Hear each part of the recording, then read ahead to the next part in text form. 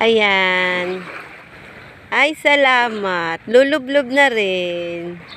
Good job! Hindi kasi siya sanay maligo ng ganitong oras. Gusto niya ay sa gabi. Mga idol, naliligo yan sa gabi. Gabi-gabi ang ligo. Ayaw niya ng umaga at kasi nga daw ay malamig. Nakasanayan talaga nila ang maligo ng gabi. Ayaw niya ng malamig. Kagaya ngayon, pakiramdam niya nga doon malamig. Ay, ayan, may liligo din sila. Ayan. Liligo din sila sa dagat. Ayun. Aba, naka-floating si Guapito. Marunong din palang lumangoy. Abo. Sabi niya kasi mga idol, hindi daw siya gaano marunong lumangoy. Kaya naman sabi ko, ay wag nang lalayo, dyan lang sa malapit. Pwede naman na kahit lublob lang, hindi na kailangan magpapunta sa malalim.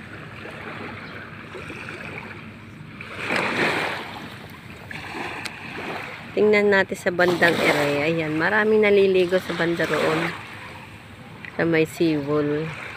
At kasi nga mga idol, maganda doon may seawall. Pwede kang mag-stay doon sa taas. At pwede mong ilagay doon yung mga gamit yung dala, mga foods yung dala, mga drinks yung dala. Ay hindi mo na kailangan magrenta pa ng cottage dahil libre naman na doon. At may lagayan ka lang ng mga dala-dala ninyong pagkain, ayos na yun. Hindi mo na kailangan gumastos ng malaki kung wala talaga ba tayong pangbayad sa cottage. Bakit ba hindi tayo pwedeng maligo sa dagat? Pwede naman. Kasi ngayong summer mga idol ay talagang magastos ba?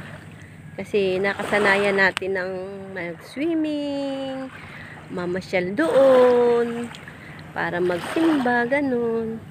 Kaya, kapag magaling ka naman sa mga financial na pagbabudget, ay napaka-easy naman sa iyo dahil kayang-kaya mo naman ang i-handle na kahit na wala kang pera o kahit na may konting halaga ka, ay ayos na, sapat na.